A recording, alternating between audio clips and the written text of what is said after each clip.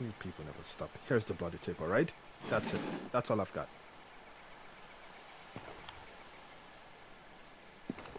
Well, aren't you going to destroy it? That's what your friends usually do. Wait, you're not here for the tapes, are you? Oh, I see the problem now. You can get the pills you need from the church in Pala. The priest there will help you, assuming you make it in time. Just pass this along for me. You can't break a man the way you break a dog or a horse. The harder you beat a man, the taller he stands. To break a man's will, to break his spirit, you have to break his mind.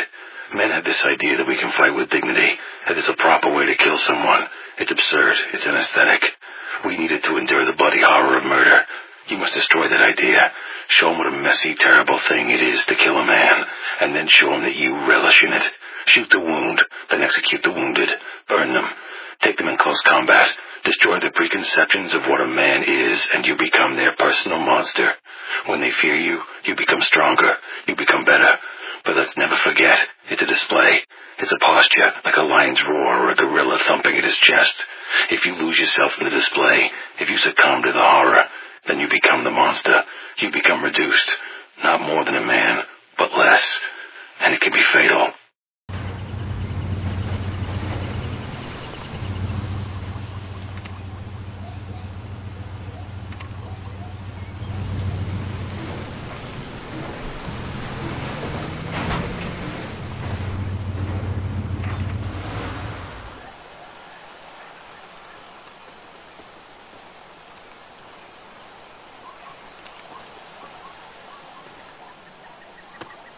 Getting them in is easy. I brought them in over the mountain, through the desert, whatever. The hard part is moving them inside the country.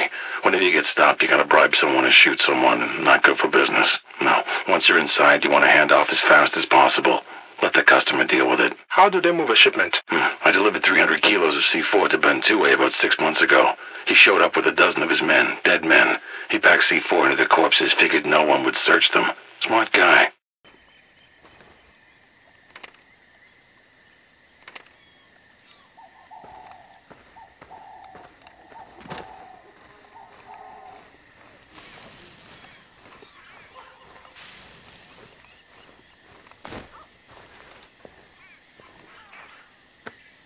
Where do you get the weapons? It's a romantic notion that they all came out of the Soviet Union after the collapse. That was a windfall back in '89, maybe through '91, but that's all over. I move weapons, I profit from circulation. You get a ceasefire in Liberia, both sides disarm. You think they slag 2,000 tons of guns? No. They sell them to me. I resell them wherever the next war is starting. Those same Soviet guns from 1989. Oh, that's about half. The rest mostly come from old European armies. After they abandoned their colonies in the 60s and 70s, French guns, Dutch, Belgian. So some of these guns are very old. They've been sold, bought, and sold repeatedly. They're not biodegradable. Only the dead are biodegradable.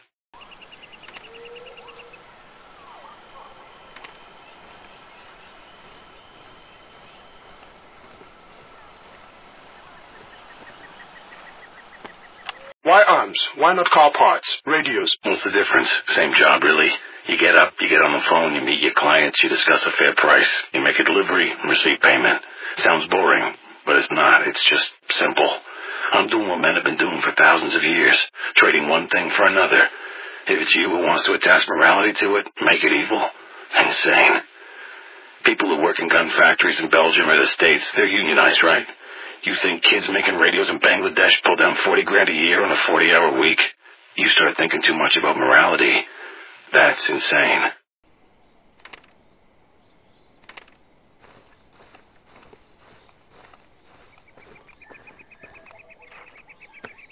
Why Africa? People need weapons all over the world. Why here? Why my home? Every place is somebody's home, pal. But it doesn't stop people from going to war. I don't start wars. I didn't start this one. It seems like it's your fellow Africans that want each other dead. Besides, why should I give a shit about your home? Why should anyone? You want me to go somewhere else? So there's someone's home you don't give a shit about? What if it was your home? War is my home.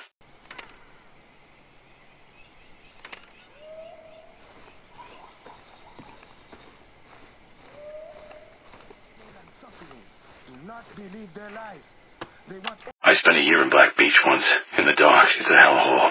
Covered in raw sewage. Guards breaking some inmates' fingers with a hammer just out of pure fucking meanness. Men die of starvation there all the time. I saw a guy in the opposite cell catch a rat with his teeth because they had him in handcuffs 24 hours a day for 2 months. He couldn't eat. Seeing someone do that, he was weeping while he crushed it to death in his mouth. Seeing his eyes, his face, it's madness. He was dead 3 days later. What killed him? Realization of what he turned into.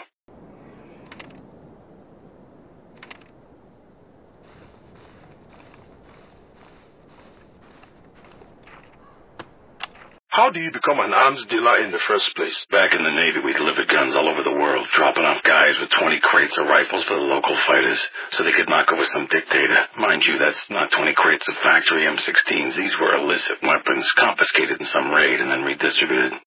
No paperwork, right? If a crate here or there goes missing, hey, it happens.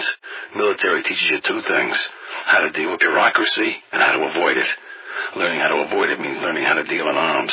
You muster out, you apply what you learned. Every gun runner I ever met got his start that way, losing illicit weapons in transport with national militaries.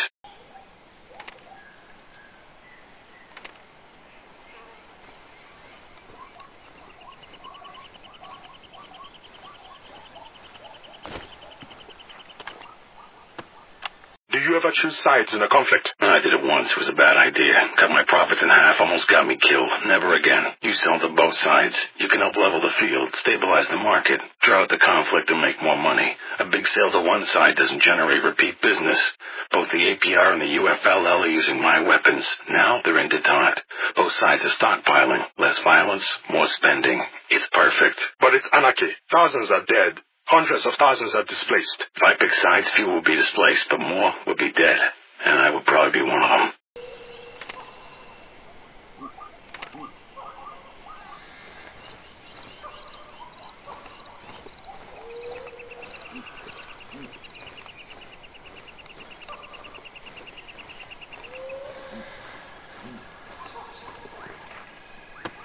Have you ever refused to sell weapons to anybody? I'm a humanist. I don't judge.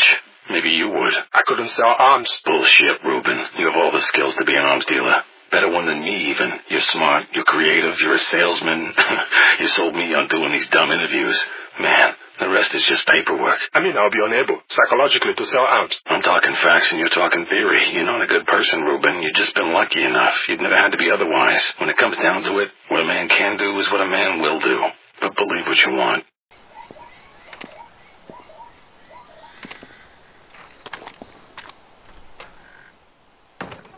Here comes trouble. Shalom Aleichem. The priest must have given you some of his pills. You're looking much better. When we discussed the Jackal, I mentioned my tapes. I don't suppose you found any of them. Fantastic. I can't believe it. Information is a weapon here. It's more useful than guns sometimes. This tapes gives you and I an advantage over everyone else in this bar. I'm sorry I cannot pay you for the trouble. You've earned a payday with this one. Really, it's fantastic. Thank you.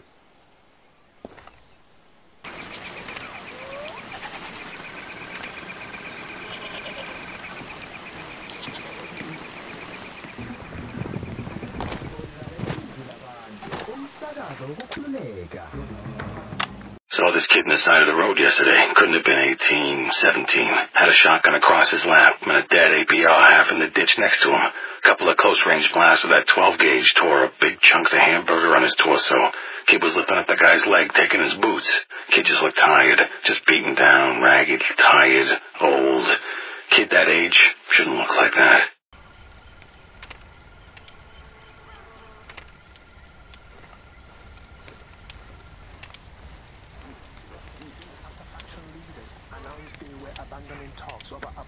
I'll tell you what's sick. People in the UK, in the US, fucking Canada, Sweden, they pay their taxes and some remote piloted drone fires a missile into a public market to hit some warlord. Yeah, so maybe war doesn't happen for another 6 months and the price of the gluten-free sorghum bread stays low. It's not sick to harm people. It's sick to bump off their crooks and dictators in protection of our interests and then call it international justice. These people don't have remote piloted drones guarding their interests 10,000 miles away. They don't have a war machine paid for with taxes. Where I am, they usually don't even have a fucking government. The drone is the oppressor. The gluten-free sorghum bread is the oppressor. The AK-47 is the great equalizer. I empower these people.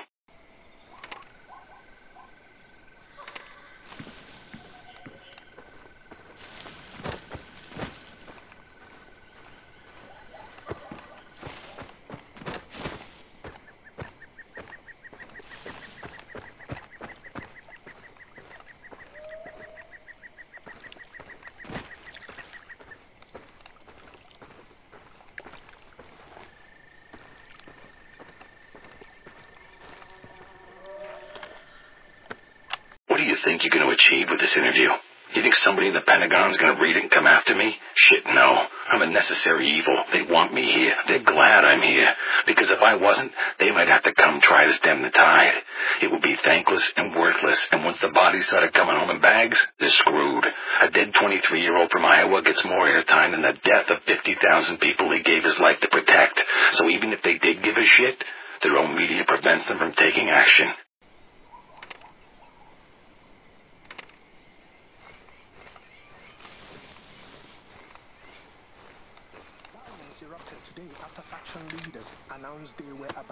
Who gets the lion's share? That's what it's all about. Whether it's between children or animals or warlords, it's not that everyone wants a piece, it's that everyone wants the biggest piece. And the biggest piece doesn't go to the monkey or to the giraffe. The biggest piece goes to the lion, because the lion is the fucking king. That's how it works. It worked that way 1,000,000 years before there were men saying otherwise. That's probably how it should work. But you are not the lion. They call you the Jackal. Shh. Sometimes the jackal steals the lion's share, but don't tell anyone.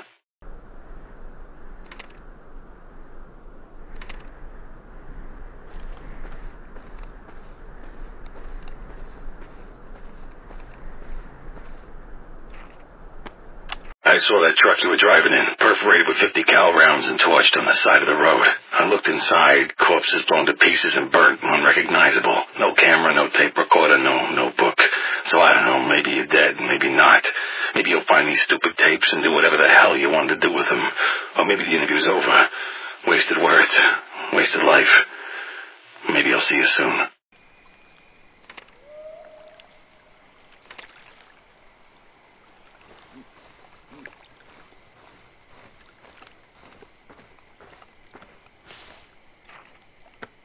So a firefight today. A little skirmish broke out of this roadblock when some APR guys got lost in the truck. Maybe 5 or 6 of them trading fire with the UFLL guys manning the CP.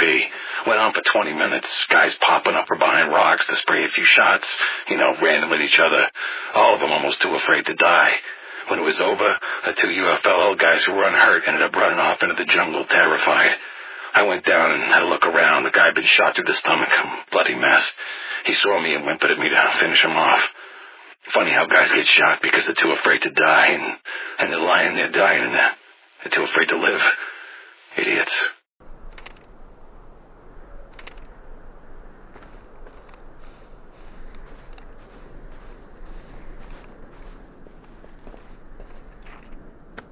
You see these APR kids, or UFLL kids, or whoever's listening to these damn broadcasts on the radio. Bantue, Tambosa, I can't even remember who, because what's the difference? Glassy-eyed little shit shouting out in support of whatever propaganda, lies, bullshit's being spouted at them. It's absurd. These guys are already dead. They're blowing each other away for someone else. Tambosa, Bantue, UFLL, APR. There's no popular resistance, no liberty or labor. There's no ideology at all. There isn't even a desire to win. There's no sense in it. No sense in it at all. What would it matter if we butchered the lot of them? Would it change anything?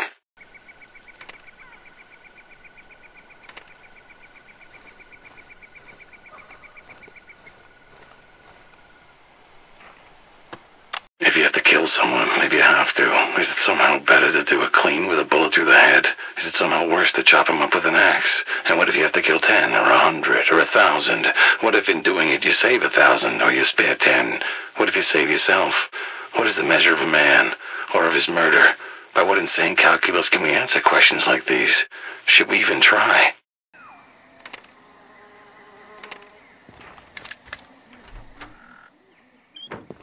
I'm over here. So, how are things in this dark corner of the world? You know more about it than I do. Here I am hiding behind my credentials while you are out there in the muck.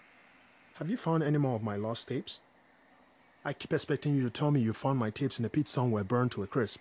This man I interviewed here, he died a few months ago. These are his famous last words, I suppose.